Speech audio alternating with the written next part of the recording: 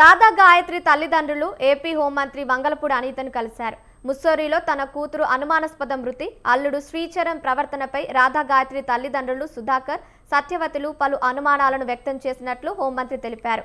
ఇప్పటికే రాధా గాయత్రి మృతిపై సీఎం చంద్రబాబు ప్రత్యేక దృష్టి సారించారని, ఉత్తరాఖండ్ డీజీపీతో మాట్లాడామని ఏపీ డీజీపీకి చెప్పినట్లు హోంమంత్రి పేర్కొన్నారు. రాష్ట్ర ప్రభుత్వం నుంచి ఆ కుటుంబానికి సహాయ సహకారాలు ఉంటాయని హోంమంత్రి అనిత భరోసా ఇచ్చారు. ఆ డిపార్ట్మెంట్ అక్కడ పోలీస్ డిపార్ట్మెంట్తో కోఆర్డినేట్ చేసుకోండి, వాళ్ళకి కావాల్సిన సపోర్ట్ అంతా ఇవ్వండి అని చాలా క్లియర్గా చెప్పారు.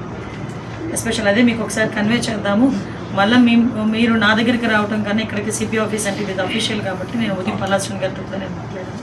మన పల్లాశ్రీని గారు కూడా నాకు ఫోన్ చేసిన తర్వాత వెంటనే నేను చెప్పాను ప్రశాంతి వాళ్ళందరితో సిపి గారు అందరితోనే మాట్లాడాను.